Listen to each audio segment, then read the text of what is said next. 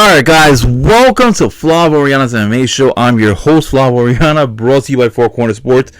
Guys, Dana White has announced it. I want to say just around like the 3 o'clock mark. I know I'm a little late. I know I'm like about 4 hours late, but Dana White has announced it. He announced the main events for the next... Oh, I'm sorry. For the first 3 main events, pay-per-view wise, for 2024. All right. So starting off for Toronto, January 20th, you thought you were gonna have Alexander Volkanovski versus Ilia Topuria. Not happening. You thought you were gonna have Islam Makhachev versus Charles Oliveira in Toronto. Not happening. All right. You have in your co-main event, I started off right there. You're gonna have for the vacant Bantamweight title. Yes, the title has not been defended. The title has not been, what's it called, in any type of implication, right? It would be Raquel Pennington versus Mayra Buenasova. That would be the co-main event for Toronto. Juliana Pena, unfortunately, is injured, and she will be the next opponent for that Bantamweight title fight. I'm actually excited about that because of the fact that Bantamweight is starting to get more traction. When Amanda Nunes was champion, all right, it was once a year and stuff like that, all right, and I get it because she was defending, belts in 2 different weight classes, but then, she wasn't really defending the Bantamweight title for a lengthy period of time because she was very comfortable, just cutting down to 145 pounds. Well, now things have changed, right? Now we're going to have a women's Bantamweight title fight to start things off, and that'll be the first title fight for the year of 2024, all right? So that's that. That's one, all right? Mayra Buenasova, last time she fought Holly Holm. Was able to submit her very quickly in round 1 by guillotine, okay? Because Holly tried becoming D1 Holly, and nothing excites me more than when Holly Holm gets submitted very quickly, because the last couple of Holly Holm fights have been very lackluster, have been very boring in my opinion, and that performance catapulted her to a title shot. And the only reason why she's in that title shot, is because of the fact that Juliana's injured. She was the last person to defeat Amanda Nunes, all right?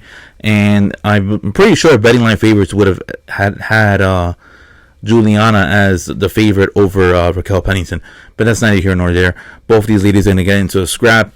I'm actually favoring Mayra Buenasova just because the pace that she puts on. I feel like Raquel Pennington is a little bit strategic. I'm interested in this matchup. All right, the main event for January 20th in Toronto. All right, that is UFC 297. Right, it is for the middleweight title. Sean Strickland. He's making his first title defense. All right, after that great performance that he had against Israel Adesanya in Australia, right? He is going to be fighting none other than DDP, Dricus Du Plessis. Yes, they are fighting in Canada. It is something that I didn't think was going to happen. Sean Strickland, he's blaming George St. Pierre for all this, jokingly. I thought it was funny. He was like, I gotta go to Canada to make my first title defense. Completely hilarious. DDP's reaction. I know he was joking about George St. Pierre being responsible for all this. But yeah, Ariel Helwani had broken the story. I wouldn't say later last week, whatever. That UFC was gonna have. They were in the works on finalizing Islam Makhachev versus Charles Oliveira too. Clearly Dana does not like Ariel Helwani, as we all know, and was like, you know what, we're not gonna have this happen. You know what we're gonna end up having? We're gonna have this. And you know what, I think that everything comes out within timing. Du Plessis definitely benefits the fact that Chimaev has the broken hand. Chimaev had a great performance against Kamaru Usman, and the winner of that was going to get a title shot.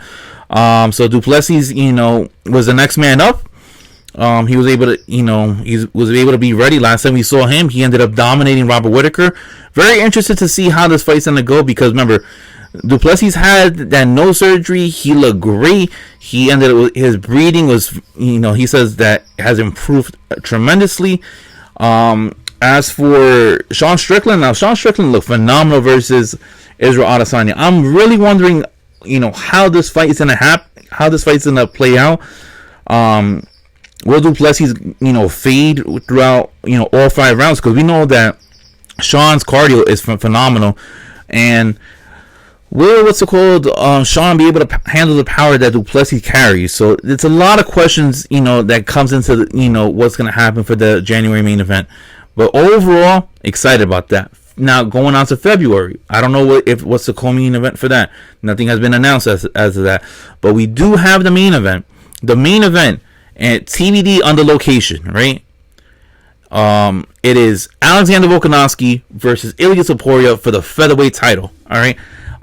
Originally, Volkanovski and Ilia were targeted to fight in January. Volkanovski took a short notice fight against Islam Makhachev, saving the Abu Dhabi card. He took the fight, I think, on 10 days' notice. Gets knocked out cold. Well, not cold, but he got knocked out. First time he got knocked out in good couple of years. Knocked out by Islam. Rivalry is over. Islam wins 2-0. Islam knocks out Volkanovski in round 1. UFC was like, you know what? This is not gonna happen. We're not gonna have you fight in February. You just got knocked out. Give you some time. Perfect. I want to see this fight with Volkanovski in good health, good strength. Same thing with Ilia Topuria. I really am fascinated about this main event because of the fact that Ilia Topuria is the matador. He is strong. He is strong like an ox. Volkanovski, he has the best fight Q in the featherweight division. We saw how he ended up demolishing Max Holloway over a year ago, right, in their trilogy fight. He gets better within each fight. I just wonder, when is that going to end? Will it end with Topuria? We know the whole age thing, that once you're over 35 in the lower weight classes, you seem not to respond as well as you did when you're under 35. So a lot of that comes into play. I'm really interested in this fight. I'm leaning more on Volkanovski just because he has fought better in stiffer competition as opposed to Topuria. But overall, Topuria is possibly the biggest threat that Volkanovski has faced in the featherweight division. All right. And then lastly, we have for UFC 299, the main event is going to be the rematch. It's going to be a bantamweight title fight of Sugar Sean O'Malley versus, nope, it is not Aljamain Sterling, all right? It is Marlon Chito Vera. And so far, location is TBD. There are rumors that it's going to be in Arizona, and if not, the other rumor is it's going to be in Vegas. Overall, location has not been determined, but can't wait for that fight. It is the only fight to make. Sean O'Malley versus Chito Vera. Chito Vera has been the only person to hand the lone loss on Sean O'Malley's record. Sean O'Malley lost to Chito Vera in August of 2020. And then in August of 2023, 3 years later, he was able to capture the world bantamweight title. Since that 3 year, period, we had Marlon Chito Vera go through a long, tough road of fighters. I would say he has fought stiffer competition as opposed to Sean O'Malley. Chito has fought your Rob Font, your Jose Aldos, your Dominic Cruz, your Frankie Edgars, all right? Each time, Corey Sandhagen, right? Each time has fought better competition than Sean O'Malley, but Sean O'Malley has a belt. And it is an interesting fight because we saw how the first fight was going about, right? It only lasted a round. O'Malley gets kicked in the leg. He says it was a nerve kick, right, where he wasn't able to recover from, and that's how Chito was able to defeat him. Chito, on the other hand, says that he was just kicking his legs because he knows that O'Malley is not as durable as he claims that he is. He's had injuries in the past where it has taken him out for a year or so. And he felt that he ended up imposing, re-aggravating injuries that he had in the past. I love this matchup. I'm very excited to see it happen. Me being half Ecuadorian, I root for Chito. I'm also a really big Sugar Sean O'Malley fan, so I root for him. But I can't wait for UFC 299. I can't wait for UFC 298. I can't wait for UFC 297. These 3 main events are going to be great. Love the co-main event for UFC 297. No further announcements have been made so far, but Dana White says that more fight announcements will be up to come as the days pass by. Excited for this. It is UFC 295 fight week with Yuri Prochazka versus Alex Pereira.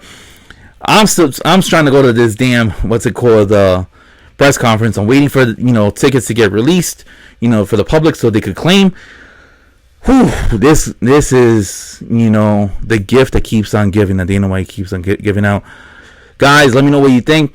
Who you think is gonna win each main event? And just waiting for these fight lines to open up so I can go on DraftKings and place my bets in as the best possible lines available. So then, guys, I am Flavio Oriana, and I will see you guys in my next video. Thank you. Peace.